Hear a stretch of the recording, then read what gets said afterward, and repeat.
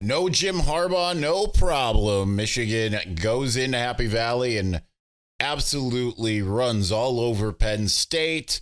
We're going to talk about that, the lack of a temporary restraining order, kind of in standstill as far as that concerns, and everything's just kind of all quiet on the Western Front at the moment. But still, Michigan went out and got its most important win of the year. Did it without Jim Harbaugh on the sidelines. Let's talk about that and more on this episode of Locked On Wolverines. You are Locked On Wolverines, your daily podcast on the Michigan Wolverines, part of the Locked On Podcast Network.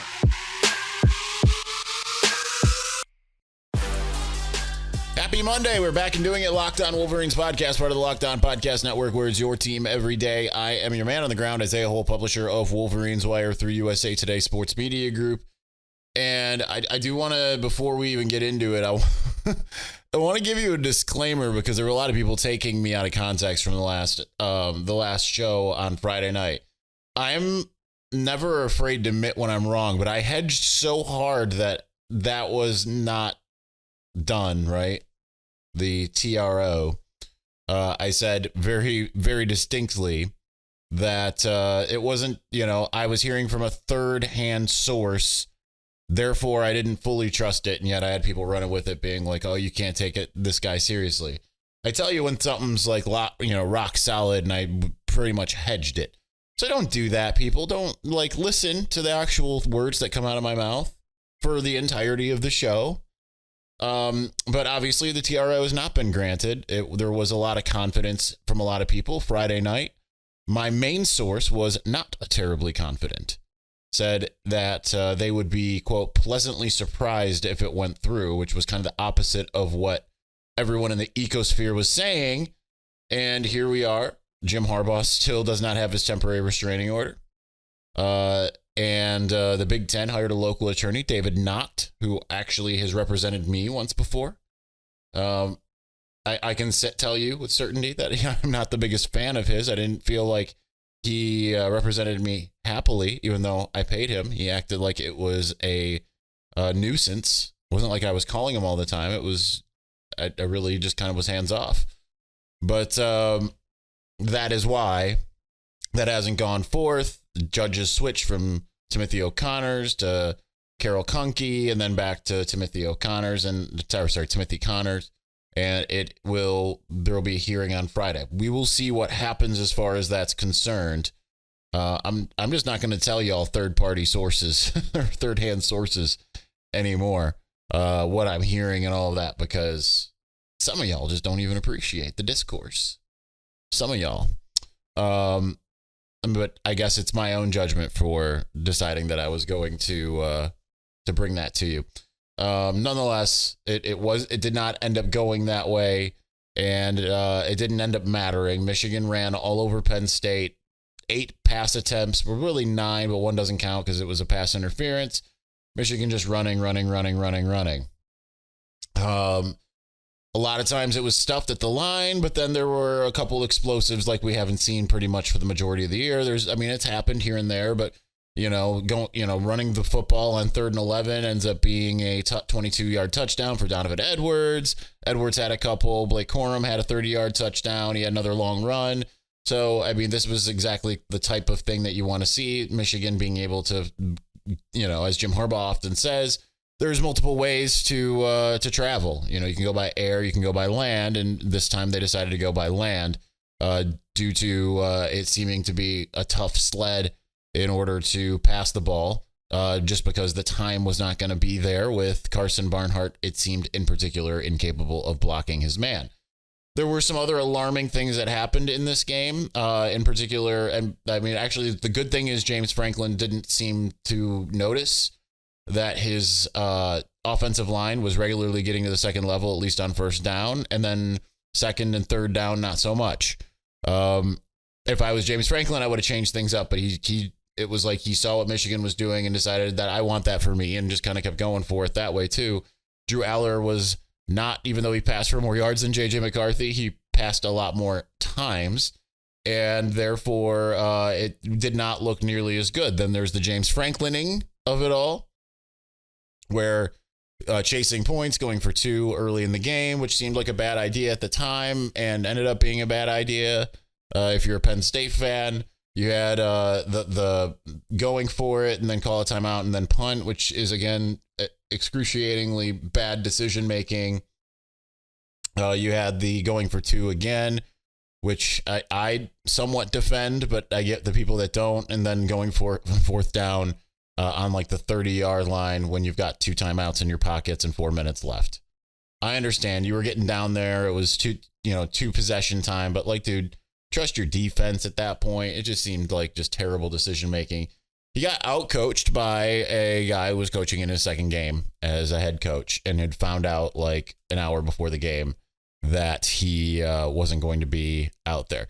So what does that tell you? That tells you Michigan's pretty good. Number one, there's people that are going to downplay this, right? The same people that were up playing, I don't know, like Ohio State beating them. Oh, best win of the season for any team. Ohio State beats Penn State. And now it's like, doesn't matter. You have people making fun of Sharon Moore for being emotional after the game. Like, the people who do that, just like put yourself in his shoes. Like, take off your rivalry glasses or your national media glasses and understand how monumental of a win that was for him from a personal standpoint. Understand that was that as much as you feel like Michigan cheated, that's not how Michigan feels, that it was a one lone wolf operation by Connor Stallions, and that the team is being unfairly targeted as a result. If you look at it through that perspective, which is a very easy perspective to understand if you just think outside of your wants and desires for Michigan to be the bad guy, then it's very, very easy to see why Sharon Moore was extremely emotional. And it's funny because it was really, it was, obviously I like it better than the Ryan Day thing, but a lot of those same people thought there was nothing wrong with the Ryan Day after Notre Dame response, where he was asking where an 80-year-old was at that moment. But all in all, incredible win for Michigan. Whether you like it or not, there was adversity, right? Like this, there was adversity on the field, there was adversity off the field, and you can sit there and say, well, it was self-created. Maybe so, but nonetheless, this tells you a lot about the type of grit this team has, but it does create some questions for Ohio State in 2 weeks. And we certainly don't know if Jim Harbaugh is going to be on the sidelines or not. Certainly he'll get to coach the team, but it doesn't feel like the slam dunk that it was before. Now, I haven't really talked to my sources in the last 24 hours-ish, but they said that they would have a better idea today. I'm letting them kind of coalesce, and then I'll check back in with them Tuesday, and we'll have a kind of where things stand if we hear back in time before we do the show. But all in all, extremely great win for Michigan. They remain undefeated, 10 wins on the year, has a ranked win. Paul can no longer say they ain't played nobody. They've played somebody, but he's going to come up with different excuses and what have you. But ultimately, this was a great step, especially considering everything going on. So let's get more into the minutia. Jim Harbaugh spoke today. We had vintage Jim Harbaugh. You also had some revelations of how they found out, and I do have an inside thing that I do want to share that I forgot that I didn't share on Friday. So we're going to go ahead and share that as well.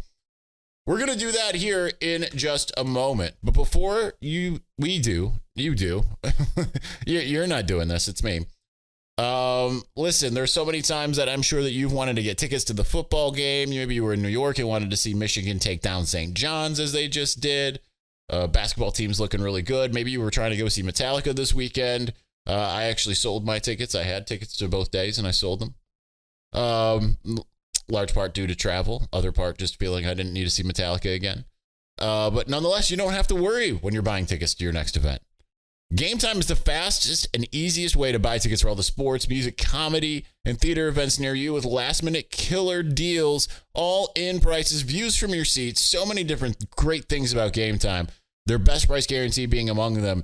Gametime takes the guesswork out of buying tickets with last-minute tickets, flash deals, zone deals, easy to find and buy tickets for every kind of event in your area, and most importantly, views from your seat in the venue. Like I told you before, I went and saw Wicked in 2006.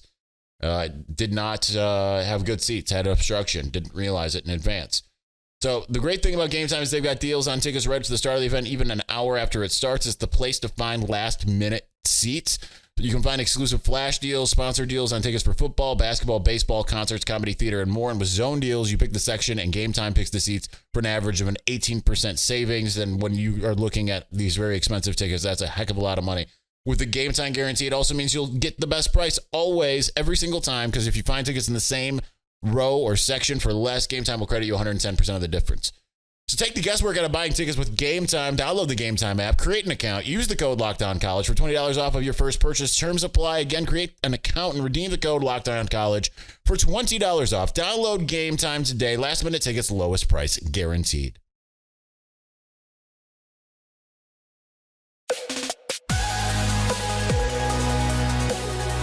All right, so Jim Harbaugh found out about the suspension once he landed. Apparently, they did not have Wi-Fi, or at least no one communicated to him while he was on the plane. He said he was standing there. Someone put an arm over his shoulder to show him on social media. The Big Ten did not get a hold of him directly to let him know that he was suspended.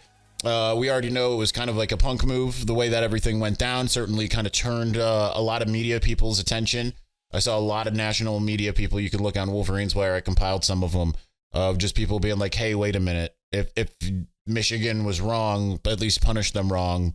This is kind of ridiculous the way this went down. People that were like, okay, I was all for punishing Michigan, but not like this.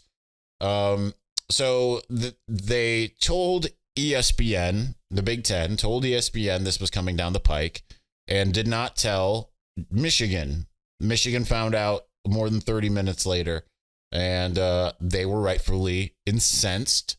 I'm told that there's another someone who is incensed, and his name is Mark Silverman. Who is Mark Silverman? Not to Joel Klatt this. Well, Isaiah, who is Mark Silverman, you ask? Mark Silverman is the president and COO of Fox Sports. He is also a Michigan alum. We've talked about him on the show last week. And but nonetheless, I mean, he is angered about all of this, I'm told. But what makes him just as angry is that Tony Petitti never called him to tell him. What was Tony Petitti, the Big Ten commissioner that came aboard earlier in the year, what was he brought in to do? To shepherd this network deal.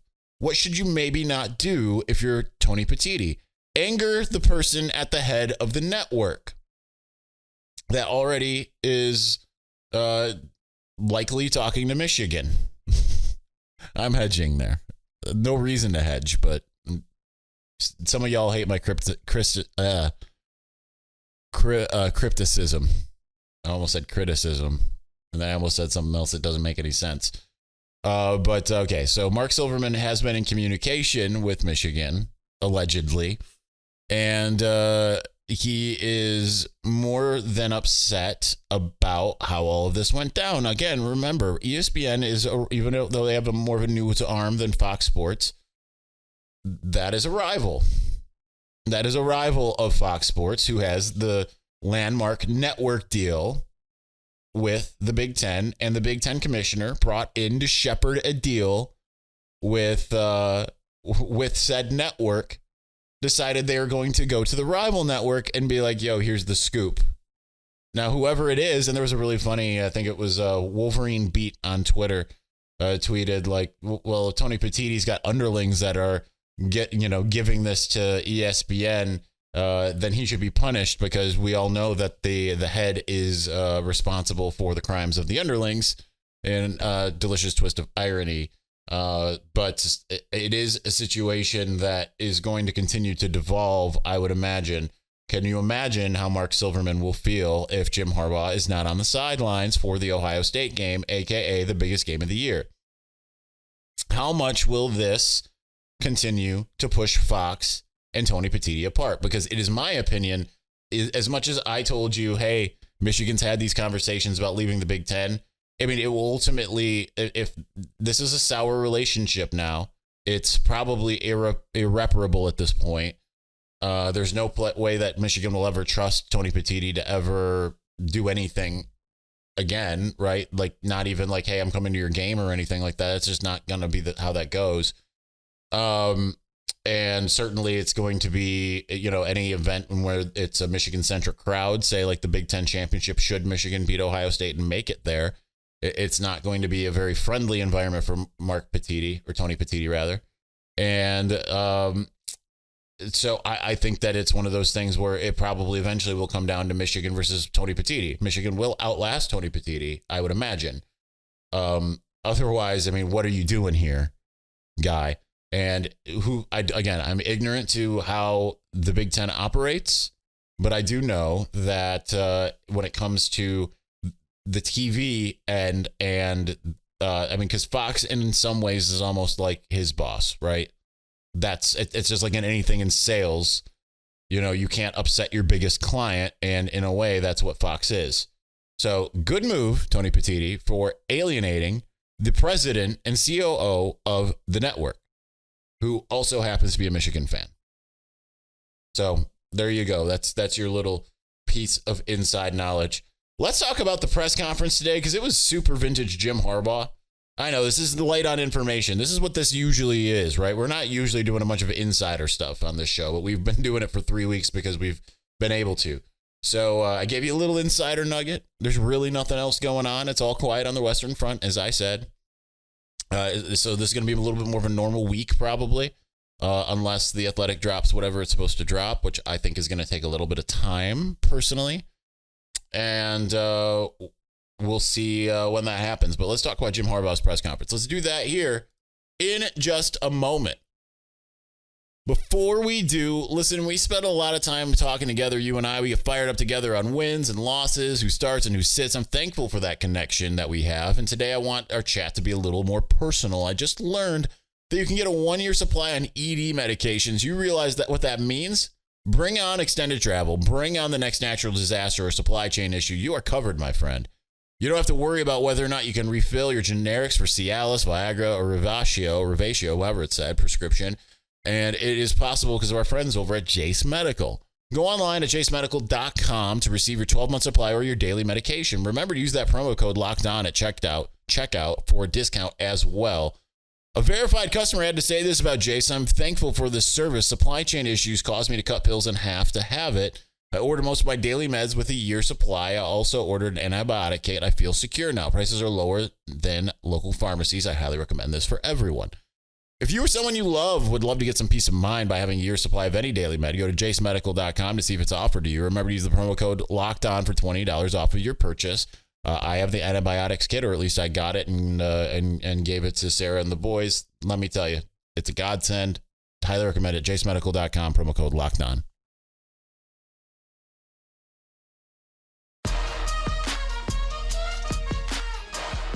I'll tell you what, we had vintage Jim Harbaugh today at the press conference. This was like 2015, 2016 Jim Harbaugh, Freddie P. Soft style. You can go to my Twitter account. You can see a 2-minute video of him talking about his chickens that he owns. He called Michigan America's team, which I know is not going over well. I mean, I've gotten some weird texts from some people about how they think that's really odd and don't like it, considering that they aren't fans of Michigan and with everything that's going on and blah, blah, blah. You had him talking about his raspy voice and saying that he is the iron wall in which viruses are struck down. Cornelius Johnson said, he didn't have that voice before the game and then he did after. So it kind of seemed like he was just yelling at the TV. Wouldn't really talk about what he had, what he was doing in the interim of everything. Like how he watched the game and all of that stuff. Didn't seem to really be interested in that. Just wanted to praise the team. But I mean, we talked for 26 minutes. He was loose. He was good. He just wants to have his day in court, really, is what he's saying. And he also said, I always wanted to be an attorney. I watched a lot of Judge Judy. Okay.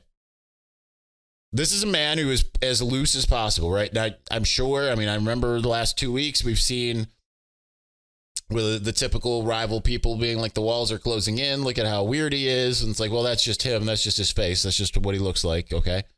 But today was just very jovial, considering, he just didn't coach in a game, the biggest game of the year. He just, is dealing with everything that he's going through. And yet he's out there cracking jokes, super excited to talk about his chickens, which is not something that I had on my bingo card before I saw Grace Harbaugh's post last night. So this is a good situation, I think, in terms of the Michigan head coach who is embattled at the moment from the outside world, but not in the inside world, is in great spirits. Now, one of the things that he said that is actually the most important out of all these colloquialisms is he mentions how everyone at Michigan is pulling in the same direction and how hard that is. And that's so accurate from everything I've heard, right? Consider that contract all but signed at this point. Now, I don't know the timing of it. I don't know how they're going to handle it, if they're going to, because if you do it now, it's like you're going to continue to exacerbate something, which certainly, I mean, I'm kind of all for to some degree, but at the same time, like, get the TRO, get that going, contract after that, and then, go from there. Obviously, you want to be able to finish out the year, not just the regular season. The Big Ten, who knows if they'll just be vindictive. He gets the TRO and says, okay, now you're banned from the postseason, whatever. So there's got to be a right time to do that. But he is absolutely right. As I think I said, a colleague and a friend of mine had said, if no one acted, if the NCAA didn't act, or at least, if they just kind of let this go, if the Big Ten didn't act, you probably don't have all of Michigan pulling in the same direction. Harbaugh probably goes to one of the two teams that are open in the NFL. And not that I believe that 100%, but the two teams that give me pause are the Raiders and the Bears, and they both have openings. Those are the two NFL teams. And anywhere else, I mean, you're starting being like, oh, Arizona. He brought Michigan to that stadium once, and he just loved his time there. That's the type of thing that was always happening in 2015 with all of this. So now he's feeling the love, and he's telling you he's feeling the love. He's feeling the galvanization of the entirety of the University of Michigan administration, and that is huge news. So we'll see where that goes from there. This weekend, I guess we'll find out if he ends up being able to be at Maryland or not. I mean, this is not a daunting Maryland team by any stretch. Some of us, like me, were fooled by September Maryland once again. And they've just got their first win outside of the month of September this past weekend. That it wasn't exactly a barn burner. So Michigan should get its thousandth win this upcoming weekend, and then be undefeated against what is likely to be an undefeated Ohio State, because Ohio State plays Minnesota unless there's some kind of craziness, which certainly, we've seen Ohio State struggle with Maryland twice last year and back in 2018. We've seen them occasionally struggle, just like we've seen Michigan occasionally struggle. But in 2021, going up against a kind of equal Maryland team, Michigan won, 59-18 or whatever it was. So this is a really good opportunity for Michigan to just put the nail in the coffin, play your best football, and go out there. Now, Ohio State scares me a little bit more than it did before, in part because their pass rush is probably not quite as good as Penn State's, but it's pretty good. So Carson Barnhart, you better get ready in a hurry. I don't really want to see. I think that they could probably still do to Ohio State what they just did to Penn State. Push comes to shove. I don't want push to come to shove. I want to see JJ McCarthy go out there and be able to make big plays and be a little bit more of a balanced team. Because Ohio State's going to do everything that they can to stop the run. Not like Penn State didn't, but still. And Kyle McCord seems to kind of be finding a rhythm. They won against Michigan State 38-3. I listened to about 3/4 of that game. And certainly they could have won bigger, just like Michigan did. It was kind of the same type of game, just moved down the field. The only difference was Michigan State seemed to cross midfield just about every drive and then stall out.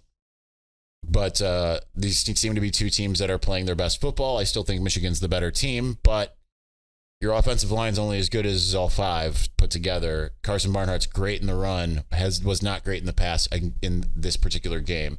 Better figure that out because time is running very, very short. All right, that's going to do it for us today. Shorter episode. We'll be back on Tuesday, hopefully with a little bit more inside info. But again, it's going to be quiet on the Western Front probably for a little bit. So don't be surprised if we don't have any kind of game-changing things. One thing I will add, this is why you pay attention to the whole episode. You don't just listen to just a little piece. Again, everything on the Counter Stallions front essentially is done, right? There's no more bombshells coming out on Michigan's side. So anything that comes out that's a bombshell comes out on the other side. Okay? So that's that. All right, we'll talk again soon. Thank you for watching. Thank you for listening. We'll be back soon. Peace.